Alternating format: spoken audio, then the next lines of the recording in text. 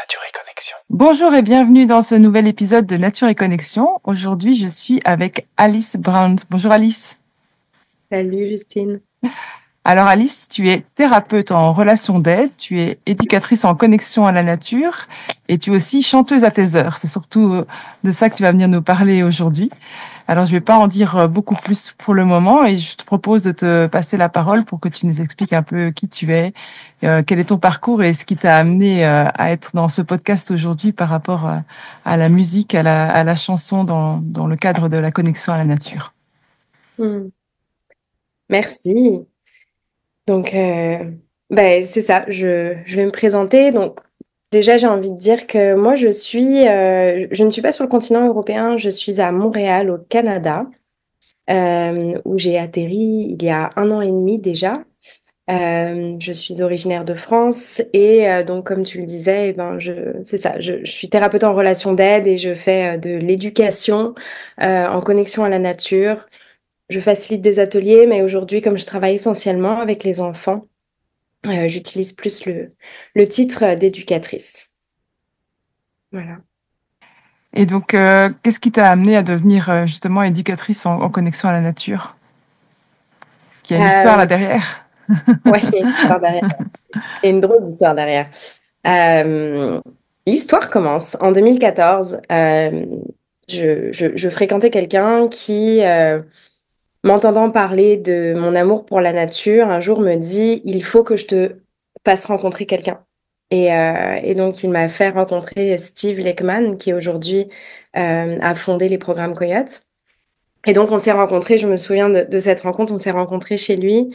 euh, et on a papoté, on a parlé, on a jasé, comme on dit, de notre amour pour la nature. Et en fait, de fil en aiguille, je me suis retrouvée à être bénévole pour ses ateliers, ses programmes à lui. Et j'ai fait ma toute première formation, c'était celle du mentorat en nature avec les programmes Coyote. Et ça a été le début d'un nouveau parcours. Et je crois que moi, ma surprise a été à l'endroit où, à l'époque, j'étudiais beaucoup. Je faisais une maîtrise en communication internationale et interculturelle. Puis, j- j'avais aucun attrait pour l'enfance, pour le temps passé avec les jeunes. Et un beau jour, je me suis retrouvée dans la forêt à Ganawagé, donc chez Gawazande, qui est une de nos aînées.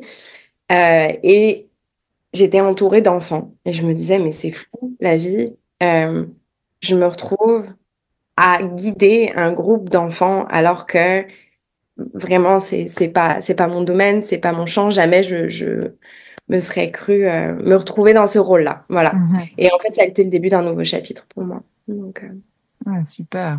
Et tu parles des programmes Coyote, tu peux expliquer un peu ce que c'est?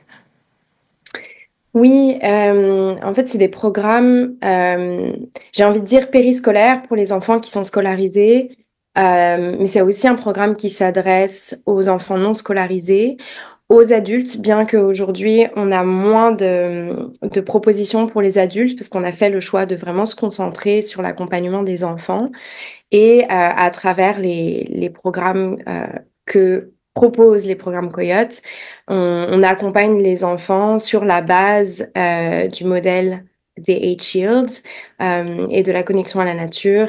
Et on vit des expériences en nature le temps d'une journée et à un rythme hebdomadaire ou aux 2 semaines, le temps d'une saison. Donc, la saison de l'automne, la saison d'hiver.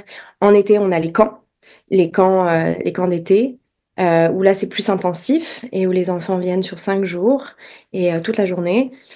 Et donc, on chante, on fait des gratitudes. Enfin, c'est ce qu'on connaît, nous, de ce qu'on a peut-être pu vivre en stage de connexion à la nature. Euh, on se rencontre autour du chant, de la gratitude, de jeu, d'exploration, de pistage, découverte des plantes, découverte de la faune, de la flore. Voilà, c'est des moments qui sont très vivants où on apprend ensemble, on apprend à prendre soin de soi avec les autres et on apprend à ouvrir nos sens et à être présent dans le monde qui nous environne. D'accord. Donc, suite à cette rencontre, en fait, tu t'es formé et puis maintenant tu fais partie de ce programme Coyote alors. Ouais, ouais. Ouais.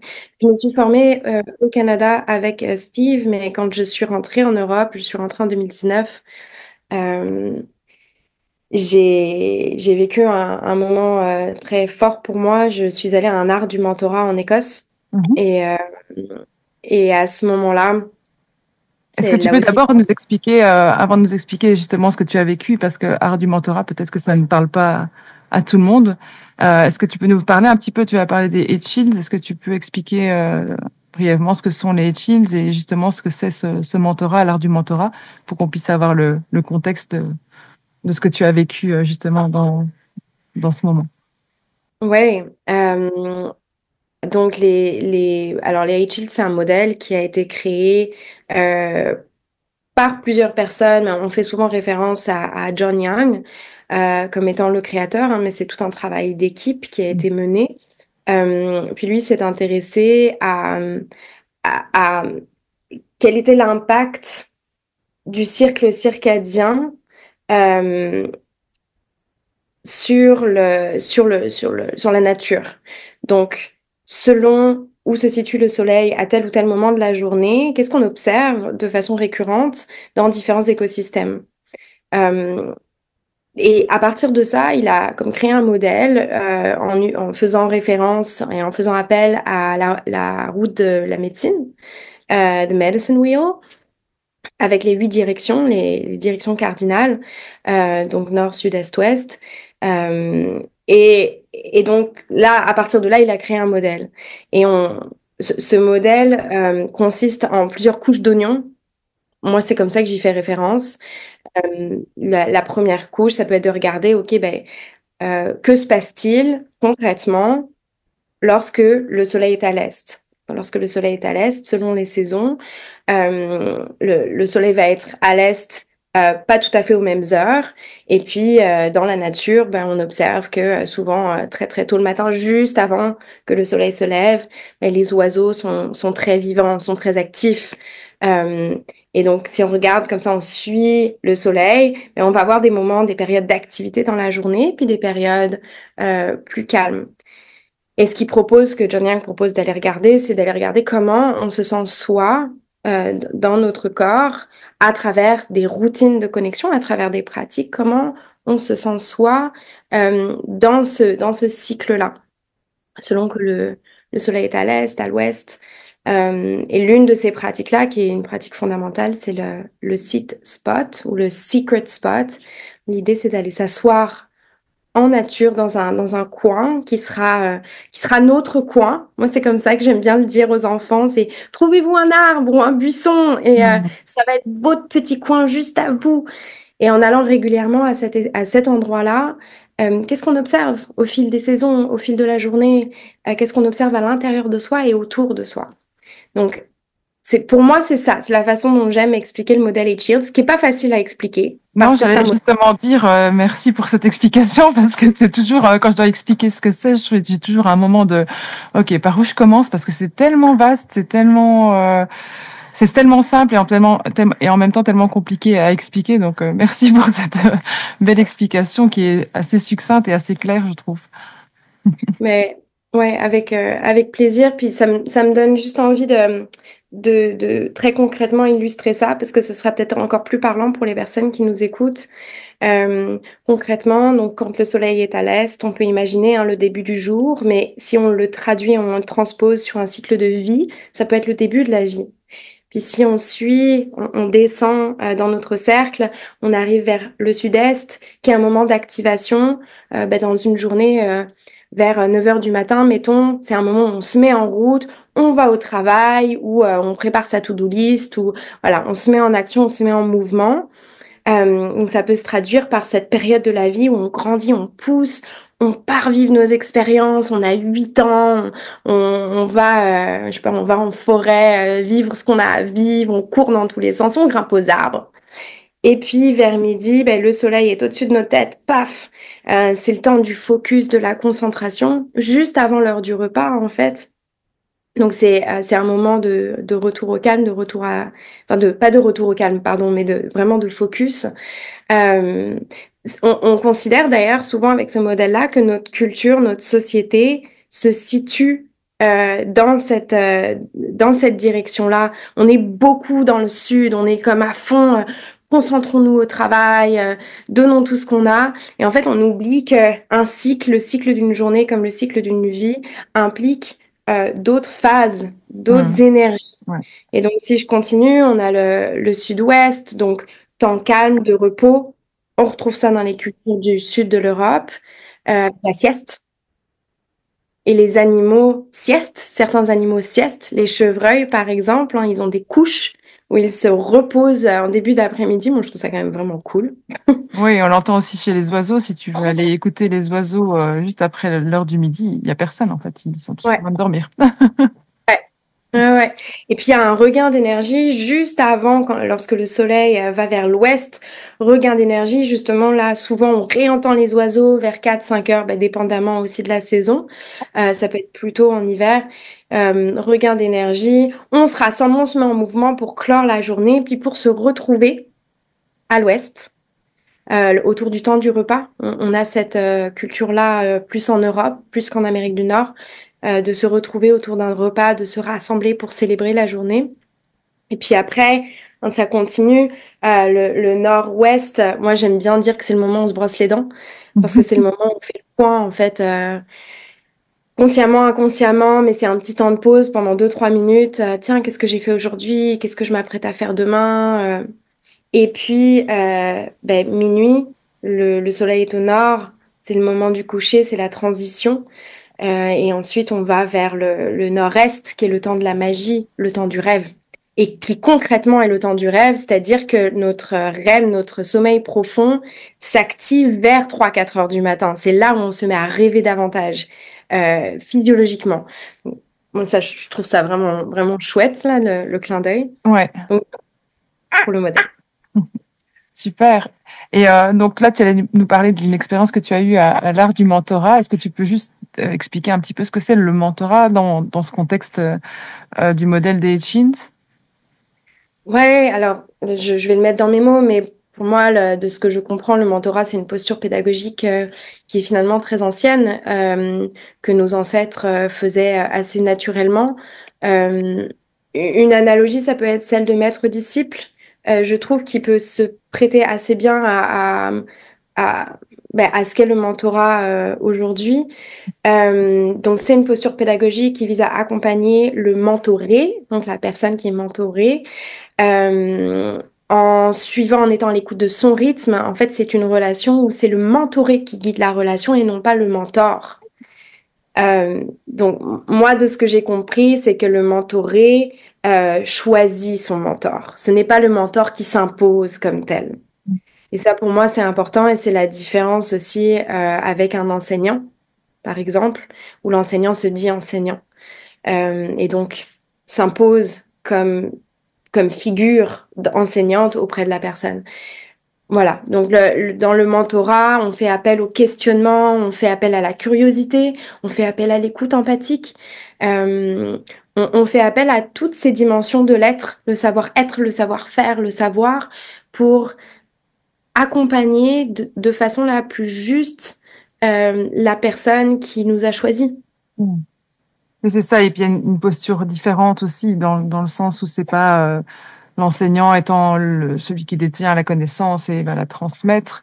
Ici, dans le mentorat, on va plutôt être dans une démarche de questionnement, comme tu disais, de curiosité, où on vient nourrir la curiosité de la personne sans lui apporter les réponses nous-mêmes, mais en le mettant sur un chemin, euh, le guider dans une direction où il peut aller chercher les réponses par lui-même, quoi.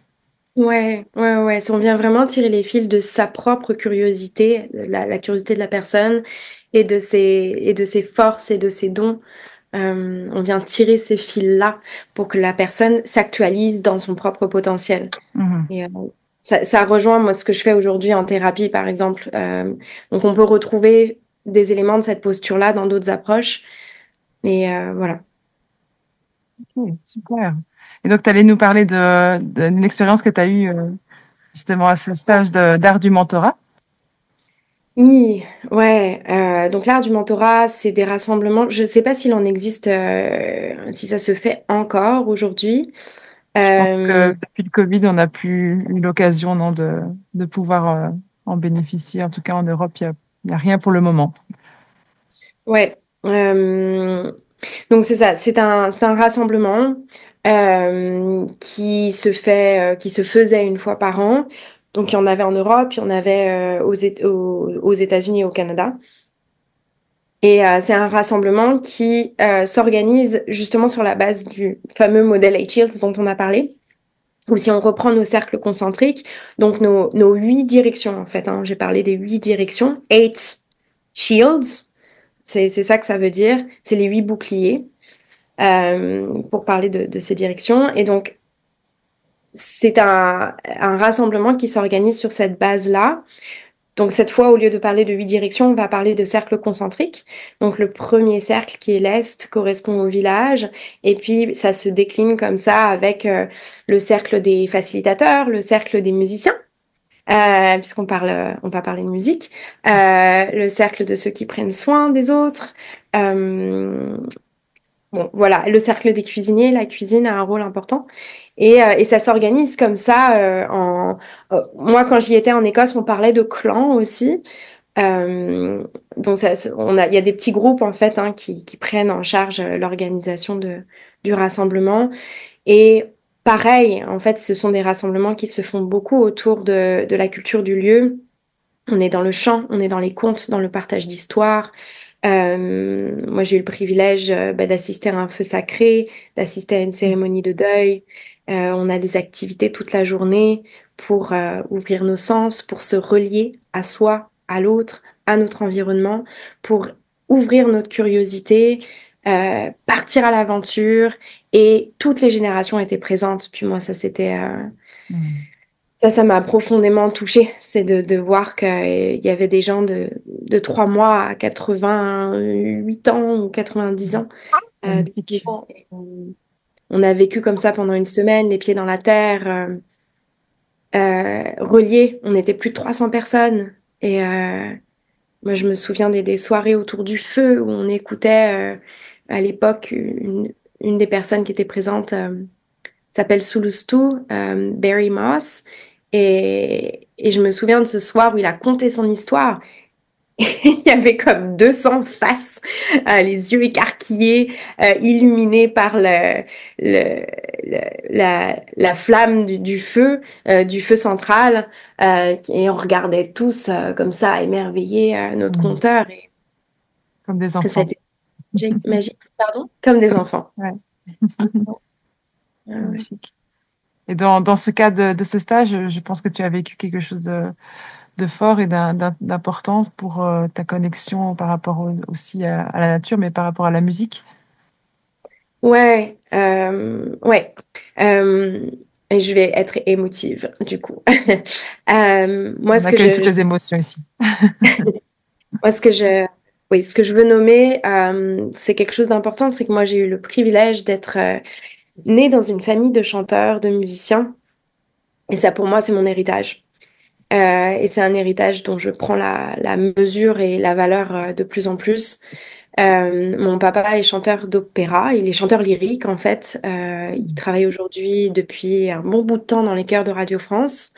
Et ma maman était chanteuse et prof de piano et elle a dirigé un conservatoire de musique. Donc moi, quand j'étais petite, je faisais des sous le piano. Il chante, tu chantes. Tu- On redonne la Voilà. parole à Alice.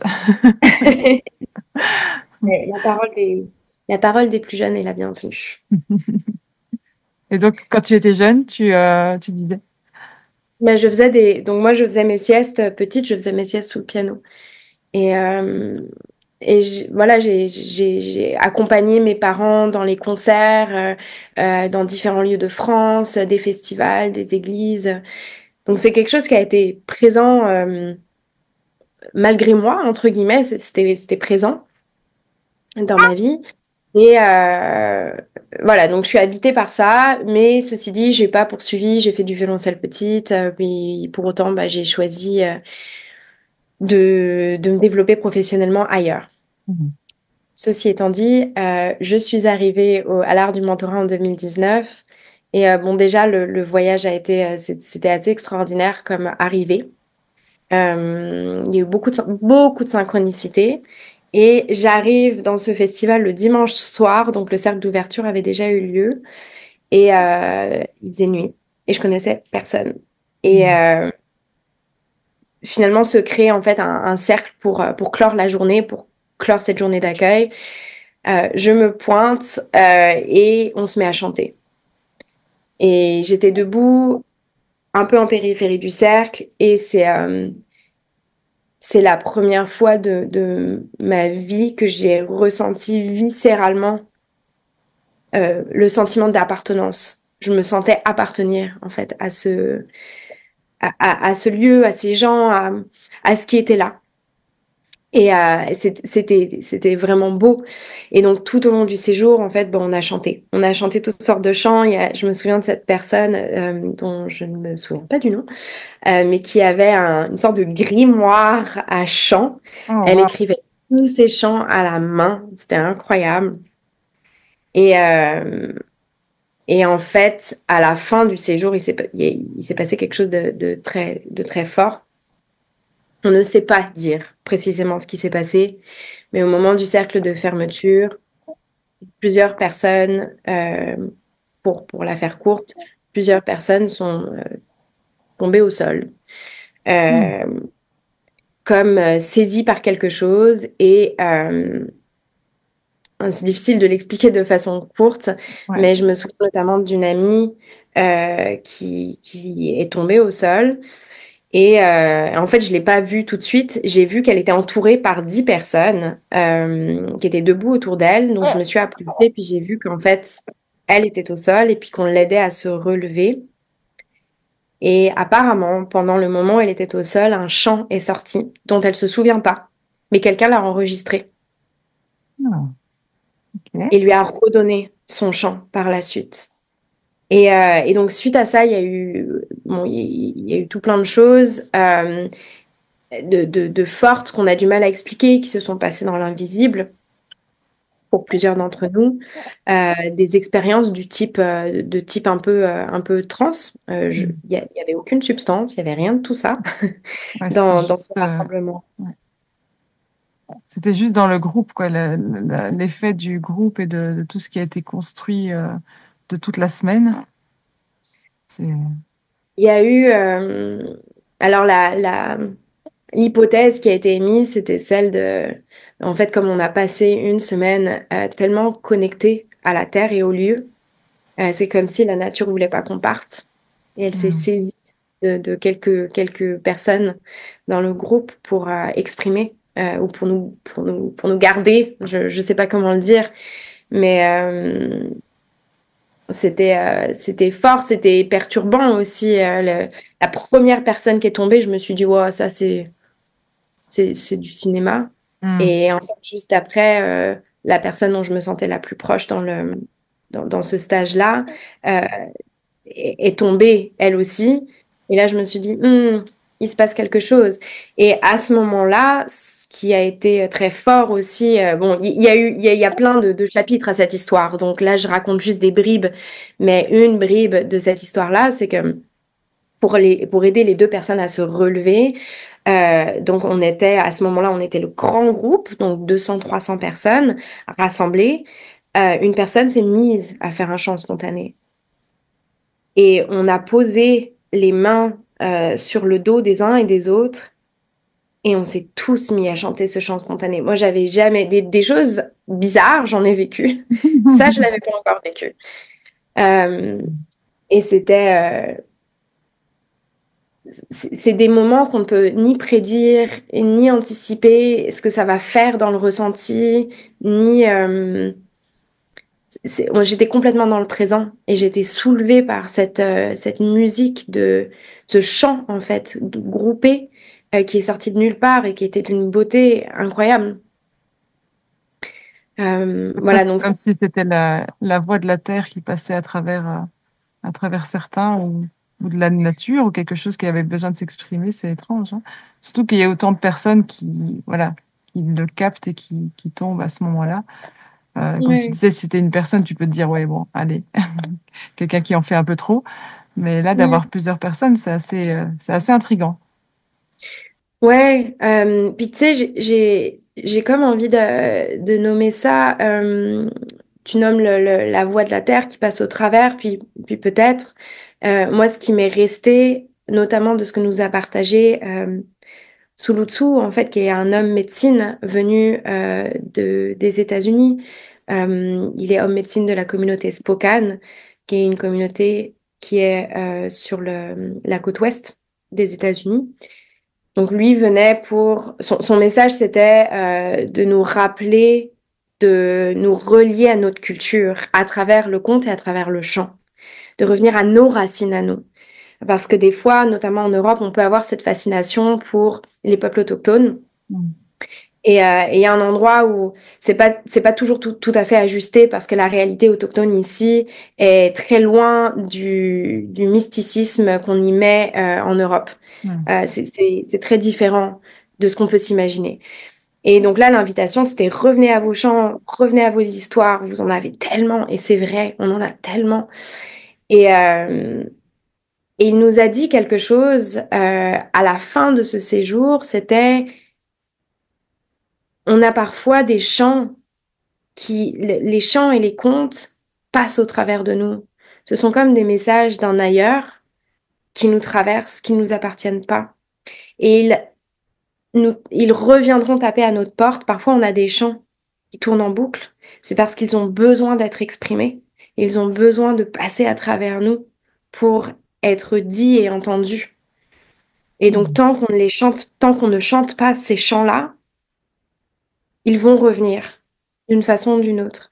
Et moi, ça m'avait saisi à ce moment-là parce que j'ai connu ça. J'ai des phases de ma vie où j'ai des chants qui reviennent en boucle. Des improvisations qui sont mes improvisations, avec des paroles qui sont toujours les mêmes, qui sont pas forcément originales, mais c'est toujours les mêmes choses qui reviennent.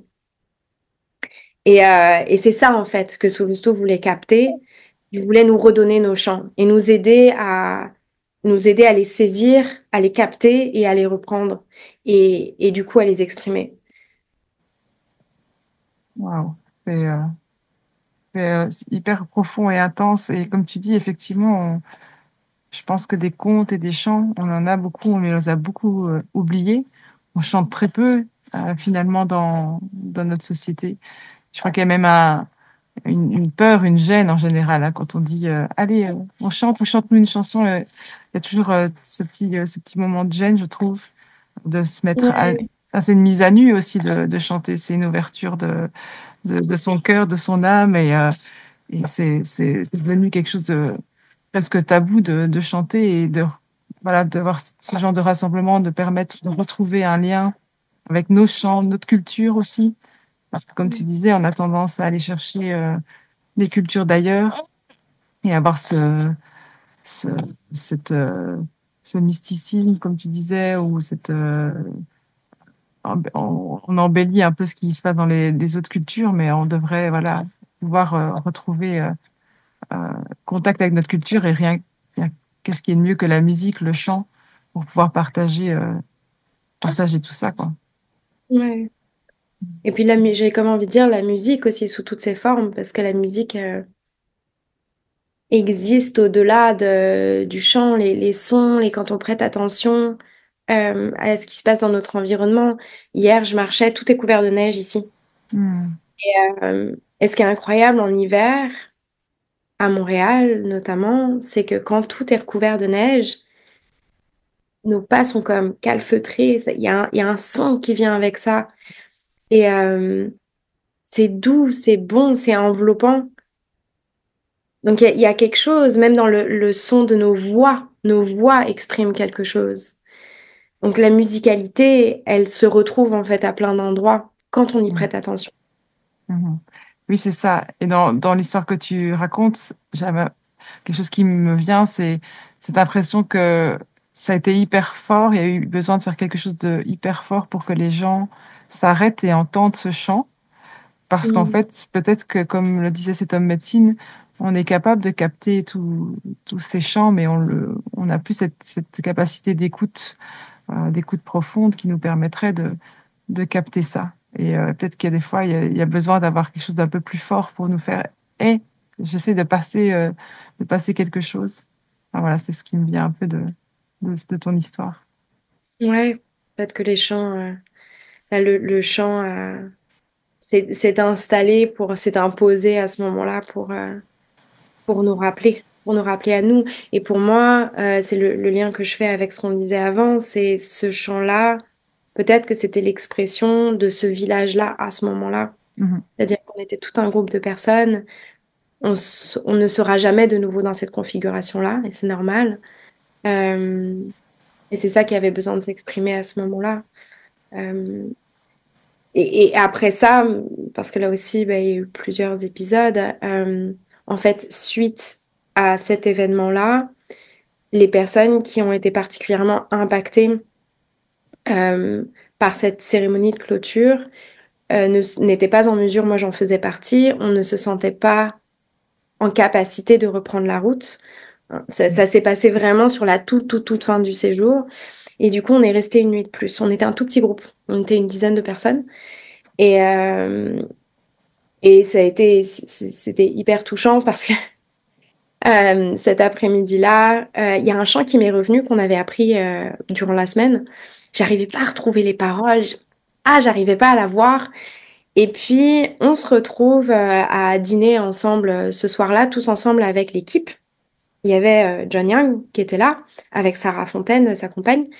Euh, et, euh, et là, je sais plus exactement comment ça s'est passé, mais John et Jack, qui est un musicien compositeur extraordinaire, étaient tous les deux en train de discuter, puis ils se mettent à chanter ce chant-là, dont j'essayais de me souvenir des paroles un peu plus tôt.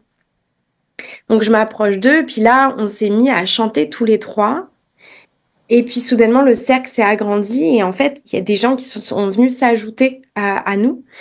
Et on s'est mis à chanter ce chant qui a été écrit par Anna Richardson, qui fait partie de l'équipe des Red Squirrel Resources. C'est des ressources en ligne, en fait, pour des jeux, des chants de connexion à la nature. Ouais. Et elle fait partie d'une école de connexion à la nature en Angleterre. Et elle a écrit un album où chaque chant représente un arbre, est un chant qui est dédié ou qui est offert à un arbre. Et les paroles lui sont venues alors qu'elle faisait ses sit spots, donc alors qu'elle allait s'asseoir au pied de ces arbres-là.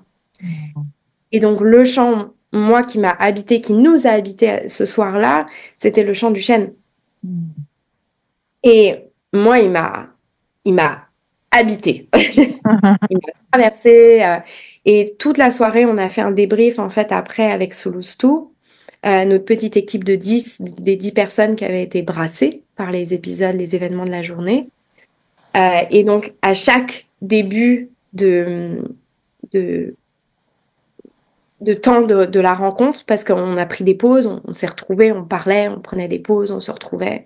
Donc, à chaque début, Stu me disait, allez, on chante. Et il nous faisait pas répéter une fois le chant. On le chantait en boucle, encore et encore, pendant 15 minutes, à chaque début. Et donc voilà, là, je me sentais encore plus habitée. Puis cette nuit-là, ça m'est jamais réarrivé depuis. Cette nuit-là, pendant 8 heures, ce chant m'a traversé. Pendant tout mon sommeil, ce chant m'a traversé encore et encore et encore. Et le lendemain matin, je me suis réveillée et c'était clair pour moi qu'il fallait que je traverse tout le terrain, en fait, qu'on avait occupé pendant la semaine. C'était un terrain qui était assez grand, en chantant. Il fallait que je chante ce chant. Il fallait que je le chante à la terre. Et donc, donc j'ai fait ça. Wow. Je chantais mon chant pendant 15-20 minutes. J'ai traversé tout le terrain, puis après, je me sentais mieux. Oui, c'était un message bien insistant, quoi. Si tu l'avais pas fait, je pense que tu serais peut-être encore en train de chanter ce chant en boucle dans ton sommeil. Et je le chante encore, je le chante encore, je le chante avec ceux que je rencontre et ça, ouais, il y a des chants comme ça qui nous touchent. Ouais, magnifique. Surtout, oui, cette histoire que, voilà, que le chant est arrivé à cette personne en s'asseyant près des arbres. C'est vraiment, c'est à nouveau s'asseoir, être dans le silence et dans la réception, et il y a des choses qui peuvent nous arriver, quoi. Ouais, Ouais, ouais, ouais, c'est ouais. beau. Ça donne Mm. envie d'essayer. Et du coup, par rapport à la musique, comme tu disais, ben, toi, tu as pris une autre voie par rapport à ta famille, mais tu as été baigné dedans, tu as été baigné dans le chant, dans la musique, et je pense que tu utilises quand même, malgré tout, hein, on disait, t'es quand même chanteuse à tes heures, dans tes ateliers de connexion, du coup, c'est quelque chose que tu utilises fréquemment? Ouais, oui, bah dans tout, en début de chaque atelier, on chante. Mhm. Moi, je fais beaucoup appel à un répertoire, voilà, qui est celui que j'ai, tu sais, de tous les chants que j'ai collectés, en fait, à travers les programmes Coyote, les stages de connexion à la nature avec Jean-Claude et Ingrid, Mhm. de l'appel du mentor. Les chants que j'ai collectés, j'en ai pas parlé, mais je faisais partie de l'équipe de Village des Bois. Je sais pas si ça te parle, mais c'est un stage de connexion à la nature pour les familles Mhm. qui a lieu tous les ans maintenant en Ardèche à Boffre. Donc voilà, au fil des années, des rencontres, ben, j'ai collecté des chants Ouais. et je fais beaucoup appel à ces chants-là. Mais occasionnellement, il y a un chant spontané qui sort. Euh, Parfois, faut pas trop prêter attention aux paroles, Mhm. Euh, mais on se marre bien et les enfants adorent ça. Ouais. Les enfants. Ouais. Et qu'est-ce que tu vois dans l'intérêt en fait de chanter? Qu'est-ce que tu ressens par rapport à ça, que ce soit avec les enfants ou avec les adultes? Est-ce que c'est différent? Est-ce que ça crée quelque chose de particulier justement dans ces ateliers de connexion? Je saurais pas trop comment répondre à... Ouais, c'est pas pareil. Pour moi, en tout cas, c'est pas pareil de chanter avec les enfants et avec les adultes.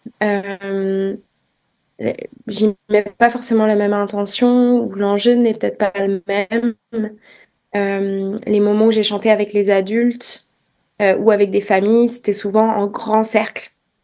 Là où on vit quelque chose d'un peu plus solennel. On l'a beaucoup vécu, nous, à Village des Bois, je dis nous, parce qu'on est toute une équipe. On a vécu des moments absolument fabuleux. Voilà, je pourrais en parler là aussi, mais je vais essayer de rester focus. Et avec les enfants, moi, je chante beaucoup avec les petits. Quand je suis avec des bébés, je fais beaucoup appel au chant, au son, mais tout le temps, sans forcément m'en rendre compte d'ailleurs, parce que ça amène quelque chose de rythmé, ça amène du rythme, ça amène de la magie, ça amène du jeu. C'est enfantin de chanter. C'est joyeux, c'est spontané et c'est drôle. Enfin, et là, je me souviens notamment en mai ou en juin dernier. Donc j'avais mon petit groupe sur la montagne, sur le Mont-Royal. J'avais 4 enfants. Et on allait toujours dans un spot où il y a un peu d'eau, il y a un petit ruisseau et les enfants aiment bien créer un pont. Et un jour, euh, en fait, il y a deux petites filles qui se sont mises ensemble pour créer un pont, un petit pont, pour aider leur autre copine à traverser le petit ruisseau parce qu'elle aimait pas mettre ses pieds dans l'eau de peur de salir ses chaussures. Et elles faisaient leur truc, elles créaient leur pont, puis à la fin, elles viennent me voir et font, regarde, on a créé un pont pour Céleste. Comme, what? Et du coup, il y a une chanson qui est sortie, mais ça vaut pas grand-chose, mais en même temps, c'était tellement le fun, comme on dit, et ça donnait quelque chose comme There's a bridge that was made on a Tuesday day. There's a bridge that was made on a Tuesday day. And it was meant for her to walk away. And it was meant for her to walk away. Et en fait, on l'a chanté Toute la pendant journée. l'heure suivie, quoi. C'était... Et les enfants, ils ont adoré ça. Ils étaient trop contents. Ils avaient leur chanson. Ah, mais oui, carrément. C'est magnifique. Ouais, ouais. Ouais. Ouais, je trouve que ça amène, avec les enfants en tout cas, euh, moi, je pense avec les adultes aussi, ça amène vraiment, comme tu dis, beaucoup de joie, et puis de la spontanéité, quelque chose. aussi de la fascination. Moi, je vois parfois chez les enfants quand moi je chante aussi dans mes ateliers, mais parfois je joue pas de musique, enfin je joue pas d'instrument. Et donc mon compagnon est déjà venu jouer un peu de guitare aux enfants et c'est dingue comme ils se mettent comme ça en cercle et puis d'un coup il y a plus rien, il y a plus personne qui parle et tout le monde est juste fasciné à regarder parce que je crois que on serait tous capables de quelque part de jouer un instrument, mais ça demande beaucoup de discipline, ça demande beaucoup de temps. Et finalement, ben, c'est assez impressionnant, surtout quand on voit quelqu'un qui joue de la guitare comme ça et qui fait aller ses doigts Ouais. sur le manche et tu te dis, waouh, c'est fascinant, quoi. Et je vois vraiment ouais, la joie et l'émerveillement chez les enfants. Et Mhm. chez les adultes, je trouve ça libère, en fait. Je crois qu'il y a quelque chose de la libération de pouvoir se permettre de chanter en groupe, de pas être sur une scène en train de chanter tout seul, mais de pouvoir chanter en groupe parce que je pense que quelque part on, on est fait pour chanter aussi.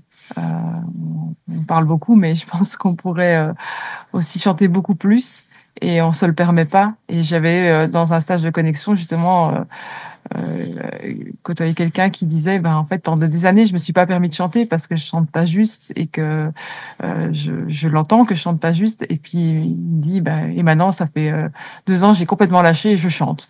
Peu importe, c'est Mhm. pas juste, je m'en fiche, je chante dans mes ateliers de connexion et ça libère quoi. C'est beau, ça permet de passer tellement de choses aussi de la confiance en soi, de pouvoir dire bah ouais en fait je chante pas bien et alors on s'en fiche. Le but c'est de s'amuser, c'est de rassembler et puis c'est ça, c'est la musique en groupe, ça rassemble. Comme tu le disais là dans l'art du mentorat, vous étiez trois à chanter et puis d'un coup tout le monde a commencé à venir et chanter. Je crois que ça peut pas nous laisser indifférents. Ça, et on chante et t'as envie de venir voir et de chanter avec quoi. Absolument. Puis ça crée vraiment, ça rassemble. Je pense qu'il y a quelque chose qui se passe dans le chant à plusieurs. On le voit dans les chœurs, par exemple, quand on fait partie d'un chœur. Je pense il y a quelque chose qui se passe sur plusieurs plans d'ailleurs, qui c'est comme ce qui se passe n'est pas la somme des parties. Il y a quelque chose qui est plus fort, qui est autre, Mm. euh, qui s'exprime, qui ne peut pas s'exprimer si on prend chaque individu séparément. C'est pas possible. Et moi, ça, je l'ai souvent vécu dans les stages de connexion à la nature. Et je pense que le chant a sa place centrale dans ces événements-là parce que ça tisse un lien qui, qui peut pas être tissé autrement. Pareil avec la danse, quelque part. Il y a quelque chose qui se passe dans la danse et dans le mouvement quand on le vit avec quelqu'un d'autre qui ne prend pas vie ailleurs, Mm. qui prend vie dans cet espace-là de la rencontre en mouvement. Et, et le chant, ça fait ça. Et d'ailleurs, il y a tout un travail, il y a des recherches qui sont faites sur l'impact de la musique et du chant sur nos molécules. Sur aujourd'hui, hein, la sonothérapie, la musicothérapie, c'est Mm. quelque chose qui est étudié, qui est de plus en plus valorisé parce qu'on voit que les fréquences sonores ont une incidence sur c'était la création de nos protéines. Enfin, Ah je ouais. sais plus qui en parlait, mais il y a des émissions de radio sur France Inter ou France Culture qui parlent de ça et c'est hyper intéressant. Et c'est réel. Enfin, on en parle scientifiquement, mais après, on peut le vivre et le sentir. Oui, tout à fait, c'est ça. Mais quelque part, ça me fait penser à une expérience aussi, mais je sais plus qui avait conduit cette expérience, justement, sur les différents types de musique par rapport aux molécules d'eau. Et à savoir bah, qu'on est constitué quand même en grande partie d'eau et que ben, certains types de musique étaient beaucoup plus harmonieux et permettaient d'avoir une belle, je sais pas comment le nommer, mais une belle molécule d'eau bien constituée, comme on voit les flocons de neige, quoi, vraiment des cristaux magnifiques. Et puis on va mettre de la musique beaucoup moins harmonieuse, comme parfois du hard rock très puissant, du metalcore ou des choses comme ça, et où la molécule d'eau est toute désagrégée, elle sait pas se remettre ensemble, quoi. Et donc c'est là qu'on se rend compte aussi que ben, les vibrations qu'on reçoit dans la musique ou peut-être même les paroles qu'on va donner ben, ont un impact sur les molécules d'eau et donc forcément un impact sur nous, quoi. Mhm. Mhm. Ouais, complètement. Ouais. Ça a toute une incidence sur notre organisme et sur notre psyché et notre bien-être aussi. Et Et j'aime ça, tu sais, que tu dises qu'on n'a pas besoin de savoir chanter, de chanter faux. Qu'est-ce que ça veut dire savoir chanter? En fait, c'est plus ça la question. Je pense que le chant et la danse font partie de, de notre ADN. Enfin, c'est présent euh, dans l'humanité depuis toujours. Depuis toujours. C'est juste qu'aujourd'hui, les cultures occidentales, parce que c'est pas le cas de toutes les cultures du monde, en Amérique du Sud, le chant et la danse sont très présents dans la rue, très très présents. Mais nous, dans nos cultures occidentales, il y a un endroit où on s'est coupé aussi de cette magie-là. Et il me semble qu'il y a une citation qui dit si vous allez pas bien, c'est que vous avez cessé de chanter ou de danser. Donc, allez chanter, allez danser, et vous irez mieux. Et je pense que c'est pas mal juste. Après, à chacun de l'expérimenter, à chacun de voir aussi ce qui lui parle. Mais il y a quelque chose là-dedans, moi, qui me fait dire que ça fait partie de notre médecine en tant qu'humain. Ouais, tout à fait. C'est marrant que tu dises cette phrase parce que c'est une phrase qui m'est venue juste avant. Je me suis dit, mais allez, allons chanter. Chantons tous. Ouais. Ouais. Et par rapport à Programme Coyote, parce que donc vous êtes à Montréal, est-ce que vous chantez en français, en anglais? Est-ce que tu as l'impression que ça a une incidence aussi, la compréhension des paroles par les enfants ou les adultes, dans la connexion, dans la réception de la chanson, ou peu importe dans quelle langue on chante, ce qui est important, c'est de chanter. Déjà, à Montréal, ville bilingue, on fait tout en français-anglais, y compris les contes. Parce que moi, je compte, c'est une de mes passions et je compte en français et en anglais et c'est assez drôle. Les chants, généralement, on choisit, hein, on prend soit un chant anglophone, soit un chant francophone. Selon qu'on a un groupe qui est plus ou moins franco ou anglo, bah, on essaie de s'adapter. Ceci dit, et bon, après ça, c'est mon positionnement à moi, c'est pas forcément partagé par tout le monde, mais euh, je pense qu'il y a quelque chose d'extraordinaire à aller chanter dans sa langue et aller chanter des chants de chez soi. Je pense qu'il y a quelque chose qu'on touche de nos racines, de notre héritage, qui est précieux par ce biais-là. Ceci étant dit, il y a quelque chose qui se passe dans le chant, quelle que soit la langue dans laquelle on chante. Et moi, je le vois, parmi les chants que les enfants aiment le plus, c'est pas forcément des chants qui sont dans leur langue à eux. Ça peut être dans une autre langue que le français ou l'anglais. Parfois, c'est du charabia. Je pense à un chant qu'on chante beaucoup avec les programmes Coyote, c'est Umbe, Umbe, Umbaya, Umbe, Umbaya. Ça veut rien dire. Euh, et les enfants chantent ça en boucle. Et donc, je pense que... C'est ce Bon, qui est transmis par le chant, quoi. Quand tu chantais cette chanson-là, moi, ça m'a transmis plein de joie, comme ça donne envie de chanter, de danser, on a envie de bouger. Donc c'est ça qui est transmis. Finalement, les mots, en tout cas dans cette chanson-là, n'ont pas d'importance. Parfois, certaines chansons me touchent parce que les paroles me touchent énormément. Mais voilà, parfois c'est peut-être le rythme, l'intention qui est derrière le chant qui est plus important que la signification des paroles derrière. Exact, exact. Puis je pense que c'est propre à chacun aussi. Enfin, il y a pas de recette là, mais je pense que ça peut être dommage de se priver de partager certains chants parce qu'ils ne sont pas dans la langue du pays. Puis moi, ça, c'est un obstacle que j'ai pu rencontrer. On a pu me dire à plusieurs reprises, notamment en France, non, prends un chant français ou prends un chant francophone. Et je peux comprendre parce qu'on a aussi envie, on chante tellement dans d'autres langues et notamment l'anglais qu'on a aussi envie de chanter dans notre langue. Donc ça, je peux saisir complètement.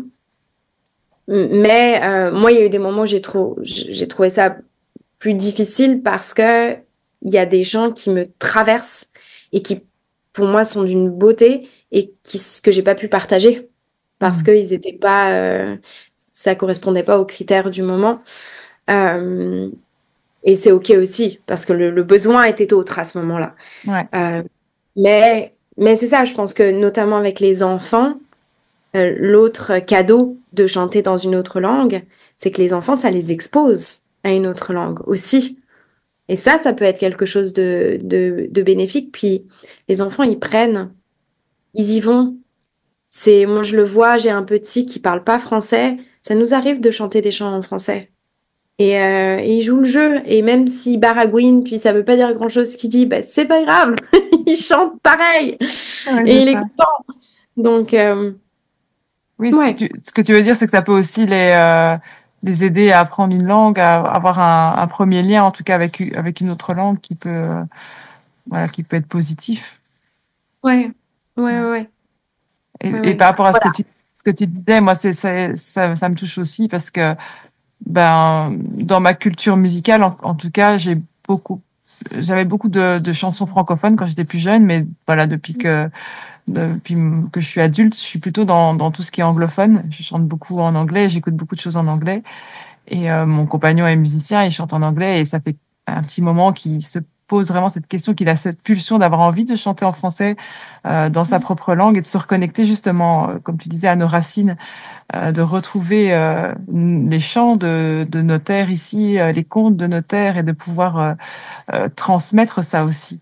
Et on se rend compte que c'est difficile parce que finalement, des chants en français qui viennent de la connexion, etc., j'en ai quelques-uns, mais pas suffisamment parfois pour pouvoir toute la semaine chanter avec les enfants. Et j'aurais envie, voilà, de pouvoir aller chercher quelque chose qui ait du sens aussi par rapport aux lieux autour de nous, parce que finalement, il y a plein de chants qui viennent peut-être d'autres cultures qui sont liés à un arbre en particulier, parce que la personne l'a écrit en voyant, l'a reçu d'un arbre ou l'a écrit en voyant ce paysage-là.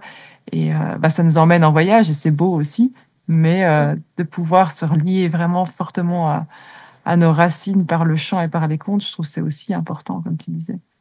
Ouais, ouais, ouais. Et puis c'est un beau travail aussi de recherche, d'aller à la rencontre des cultures de sa terre. Parce que je dis des cultures, parce qu'en France, en Bretagne, il y a beaucoup de chants, le Pays Basque, en Occitanie, enfin, je pense qu'il y a de quoi faire, mais ça peut demander d'aller soit taper à la porte des aînés, soit d'aller dans des bibliothèques faire des recherches plus approfondies. C'est de trouver les portes d'entrée, en fait, pour retoucher à cette culture-là et nos traditions. Hmm. Ouais. Je parle de la France parce que je suis française, donc c'est d'origine, donc je fais référence à ça. Mais Oui, oui, tout à fait. Mais c'est ça, il faut retrouver les ancêtres, il faut retrouver, et c'est pas évident, parce que j'ai l'impression que, voilà, les contes sont parfois un peu perdus, les chants sont un peu perdus. C'est vraiment un travail de recherche qu'il faut faire pour pouvoir retrouver petit à petit tout ça. Ou alors les réinventer. Réinventer des choses par rapport à notre environnement direct, local. Bah tiens, je vais à cet endroit-là. Nous, on a un endroit, par exemple, ici où j'habite qui s'appelle le Trou des Fées. Il y a un conte, Mm. il y a un conte qui est lié à cet endroit. Bah, il y a peut-être un chant qui pourrait en sortir de tout ça et de rechanter les histoires du lieu, en fait. Ouais. Complètement, de créer aussi pour répondre à son besoin de chant, à défaut de pouvoir retoucher au chant traditionnel ou de pouvoir ben, se sentir nourri dans les chants auxquels on a accès. Ben, ça peut être de créer des chants pour répondre à ce besoin-là. Et parfois, ça n'a pas besoin d'être compliqué. Et je pense que c'est là où on se met des bâtons dans les roues, c'est que on peut avoir une certaine exigence par rapport à la qualité du texte, par rapport à la qualité du chant. Ça peut être ça si on est animé par ça, mais ça peut aussi être simple.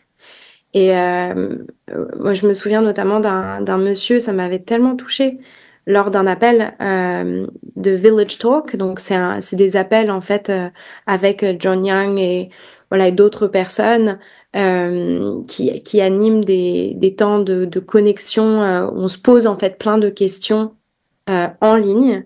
Donc, c'est avec des gens qui viennent de partout dans le monde. On est souvent un petit groupe. Et dans ce cadre-là, on a toujours un petit temps où on est en deux à deux ou à trois et on se partage un petit peu nos histoires en relation avec la nature. Et un jour, j'étais avec un monsieur, le thème c'était, je pense, le chant ou la musique. Et sais pas, ce monsieur, il doit avoir 70, 80, un Américain qui, lui, je crois qu'il était guide ou enseignant de plein air.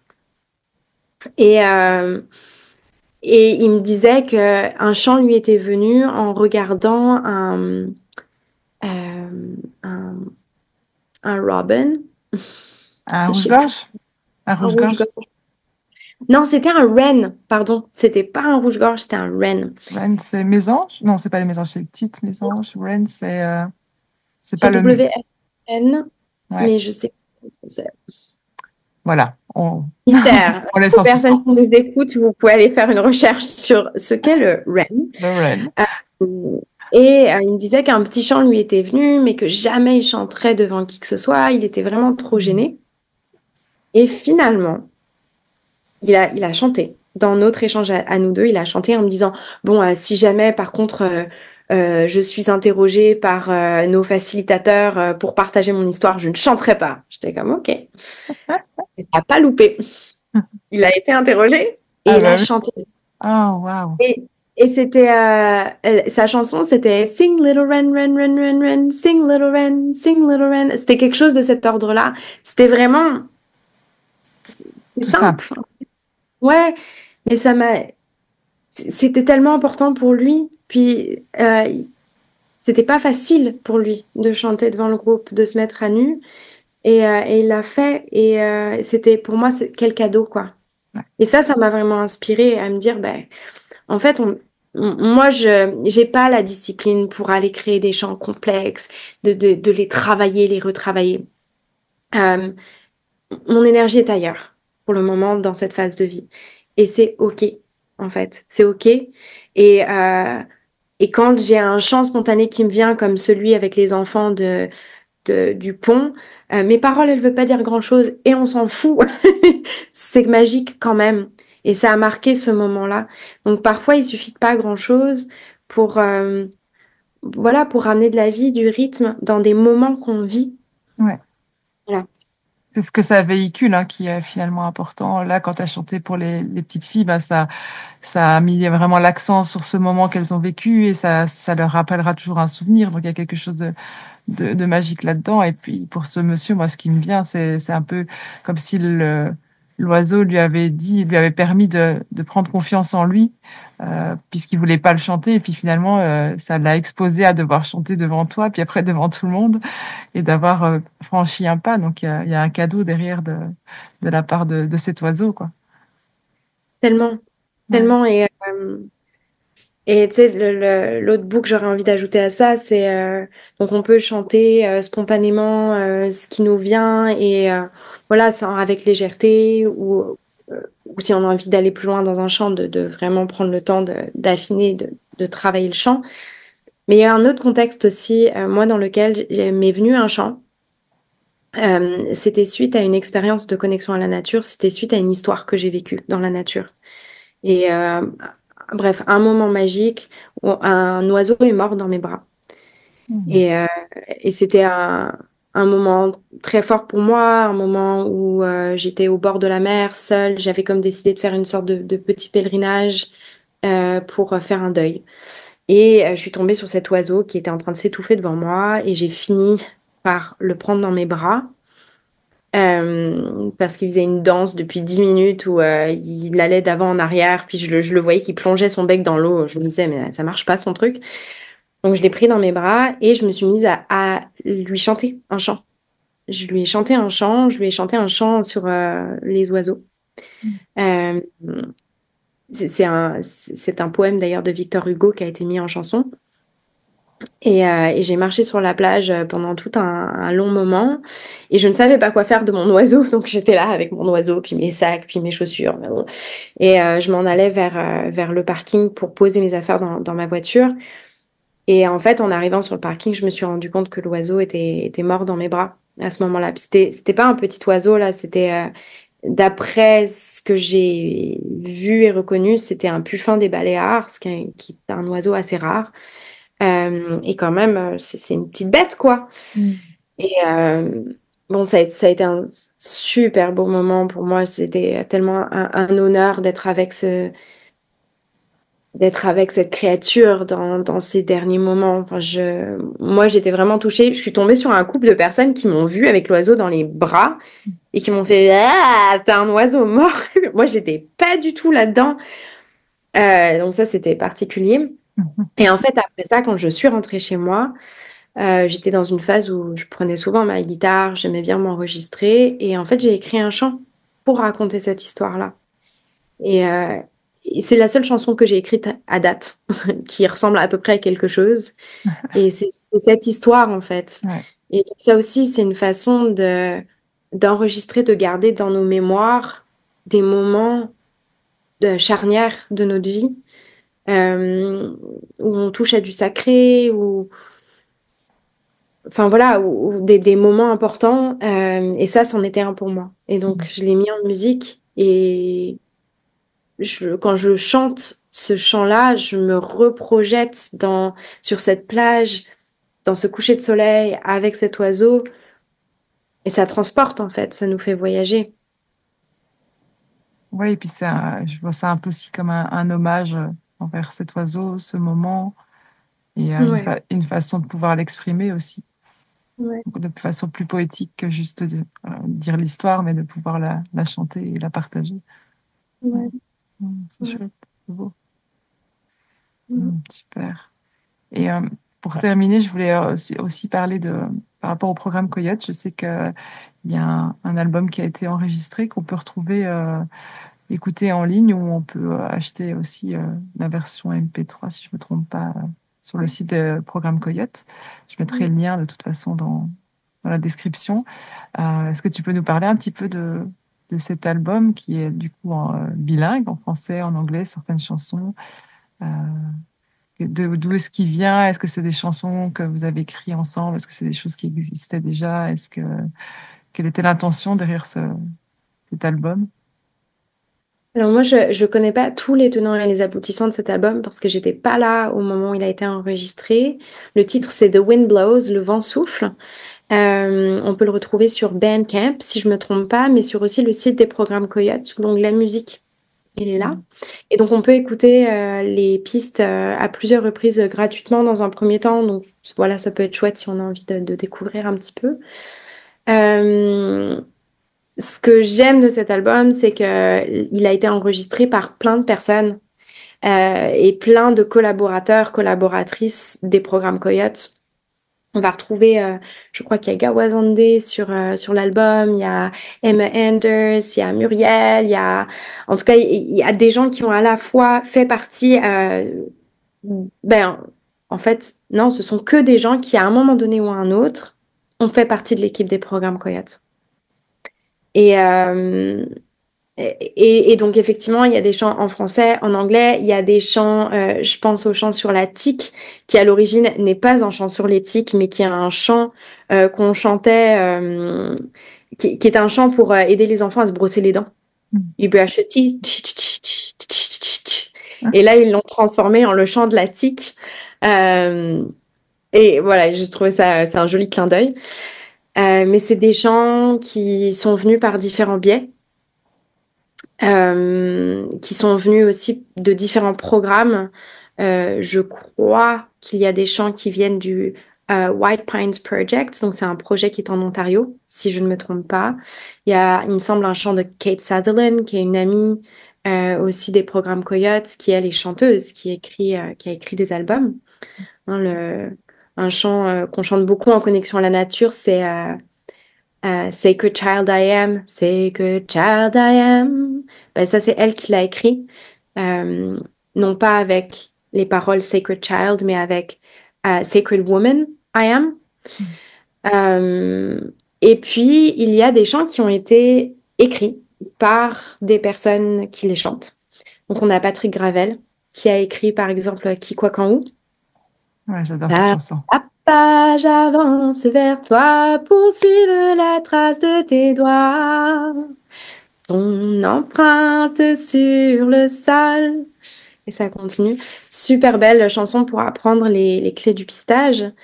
Et puis, un autre chant moi, qui me touche beaucoup, parce que j'étais présente quand il a été écrit, c'est le chant de Emma Anders, Home. Euh, je l'ai même plus en tête là, mais c'est un chant qu'elle a écrit avant que les programmes Coyote existent. En fait, Steve organisait des camps d'été à Kanawana, Saint-Sauveur. C'est le YMCA. Bon, c'est un organisme qui organise des camps de vacances l'été du côté de Saint-Sauveur dans les Laurentides, dans un super bel endroit avec un super beau lac. On est vraiment en pleine nature. Et donc, moi, les premières expériences que j'ai eues, c'était à ces camps-là, en fait. Et on était sur place pendant une semaine, jour et nuit, avec les enfants. On était vraiment fatigués à la fin du séjour. On était vraiment à plat. Et on chantait tout le temps, en fait. Et je me souviens des matins où on était réveillés par les facilitateurs qui venaient chanter. C'était magique. Ça, c'est quand moi, j'étais de garde avec les enfants, donc je me faisais réveiller par les autres. Euh, Et puis à ce moment-là, Emma, qui est une chanteuse extraordinaire, musicienne, qui a un peps mais incroyable, elle crée un lien avec la guitare, le chant et les enfants, magique, comme une fée. Et en fait, elle a écrit ce chant Home avec les enfants. Ah, Et, wow. et vraiment, enfin, sciée parce que elle a fait un super beau travail. Et donc, elle l'a enregistré avec des enfants. Et voilà, donc ça c'est l'histoire de Emma et Home. Euh, donc voilà, les chants viennent de différents endroits, de différentes personnes, ont été écrits, créés dans différents contextes. Et on utilise beaucoup de ces chants-là aujourd'hui avec les programmes Coyote. Ah, super. Ils sont vraiment très beaux et très chouettes, en tout cas. Ouais. Ouais, je transmettrai. Merci. Enfin, pour terminer, je demande à chaque fois à chaque personne de partager un petit moment, un moment particulier que tu aurais vécu en nature. Tu nous as déjà partagé déjà certains, mais est-ce qu'il y a quelque chose qui te vient, juste peut-être quelque chose de plus récent, voilà, que tu aurais envie de partager par rapport à ton lien à la nature? Ouais, je vais partager ce bout-là juste avant de partir au Canada en 2023. Moi, j'ai vécu ici il y a longtemps, pendant 6 ans et demi. Je suis rentrée en France pendant la période du Covid, puis je suis revenue. Et je suis revenue cette fois pas seule. J'ai embarqué mon compagnon avec moi, Guillaume. Et la veille de notre départ, on est allé à mon site spot, en fait, à côté de chez mes parents. Et c'est un endroit où j'ai passé beaucoup de temps, les 4 années et demie où j'étais en France, notamment pendant le Covid. C'est un endroit qui m'a recueilli, accueilli, soutenu. J'ai pleuré dans les arbres, j'ai chanté dans les arbres, j'ai parlé aux arbres, pas mal. Et, euh, et puis je connaissais un petit peu la faune du coin. Il y a des grives musiciennes, je savais les repérer, je savais où elles étaient. Il y a un ragondin qu'on voit pas très souvent, il y a des hérons, il y a une aigrette. Bref, c'était mon petit paradis à moi. Et puis, quelques mois avant mon départ, j'ai fait une rencontre avec un renard. C'est une autre histoire, mais qui a été très forte pour moi. Et, euh, et donc, on va dans mon petit parc à genre 17h ou 18h, la veille du départ. Et là, faut savoir que je vois pas bien de loin. Donc, j'ai souvent besoin que quelqu'un me fasse «Regarde, il y a un animal par ici!» Et donc, Guillaume, qui était à côté de moi, il me fait «Regarde!» Et là, je vois de l'autre côté de la rive, je vois un renard. Et en 4 ans et demi, je n'avais jamais ni vu ni entendu de renard. Et là, la veille de mon départ, je vois le renard, on se regarde les yeux dans les yeux euh, pendant quelques minutes. Et c'était un moment qui était vraiment fort pour moi parce que le renard était très très présent dans ma vie depuis quelques mois. Et j'étais dans cette réflexion de quelle est sa symbolique, qu'est-ce qui signifie, qu'est-ce que ça signifie pour moi, pour mon cheminement, quelle est sa médecine au renard. Et là, clin d'œil, juste avant que je m'embarque dans une grande aventure qui me faisait vraiment peur, euh, je rencontre ce renard.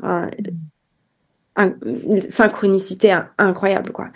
Et ça m'a vraiment apaisée avant mon départ. En tout cas, c'est comme ça que je l'ai reçu, que je l'ai vécu. Je me suis sentie vraiment soutenue par la vie Mm. dans ce nouveau voyage, dans ce nouveau chapitre. Donc voilà. C'est Peut-être que toi, tu l'avais pas vu, mais lui, il te voyait. Il est venu te dire au revoir. Et bonne ouais, route. ouais, ouais, ouais. Ouais, Ouais, les magnifique. rencontres en nature précieuses. Il y en a eu d'autres, il y en a eu des belles, mais ouais, Ouais, ça, c'est une petite. Mm. magnifique. Ben, merci beaucoup, Alice, pour tous ces partages autour de la musique. Et je crois on peut terminer en disant que la musique, ça nous rassemble, que ça nous rend joyeux et qu'on devrait pouvoir tous se permettre peut-être d'en faire un peu plus et d'en mettre un peu plus dans nos vies, non? Ouais, ouais, je le souhaite. Chantez dans votre douche, chantez dans votre voiture, chantez là où ça fait sens pour vous d'abord, et allez vous chercher un public qui va être soutenant, en fait, que vous chantiez faux ou pas faux, on s'en fout. Mais déjà, ça c'est un petit truc et astuce là. Allez vous chercher un public qui va être bienveillant, qui va être bienveillant. Trouvez votre aise et allez-y, allez-y, ça fait du bien. Ça fait du bien au corps, ça fait du bien à l'âme et au cœur. Et, euh, et pour clore, est-ce que je peux me permettre de chanter le refrain du chant du chêne? Ah oui, avec plaisir. Ok. Parce que c'est voilà, c'est un chant vraiment précieux. Et donc, c'est un chant de Anna Richardson, je le redis, qui est anglaise, si je ne me trompe. Et donc, ça donne ça. Oh, Kokovo, King of trees in your crown of gold. You are the door to worlds unseen. In winter bare and summer green. Et donc, on peut retrouver ce chant-là, je crois, sur SoundCloud. On m'a dit qu'il était là. Moi, j'avais pas réussi à le trouver à date. Mais apparemment, il est sur SoundCloud. Donc, voilà, bonne écoute si Génial. ça peut donner envie Je d'aller vais faire des explorer. petites recherches pour essayer de le trouver. Super. Merci beaucoup, Alice, pour tout ça, pour ces échanges. Et Mm. bonne route avec la musique et la connexion. Si cet épisode vous a plu, n'hésitez pas à ajouter un j'aime sous la vidéo, à laisser votre avis, à la partager autour de vous et à vous abonner pour être tenu au courant de la sortie des prochains épisodes. Vous pouvez aussi visiter le site de Graines de Sauvage pour vous inscrire à la newsletter et être tenu informé des activités. Allez faire un tour sur Instagram pour d'autres contenus sur la connexion et la nature. Merci et à bientôt!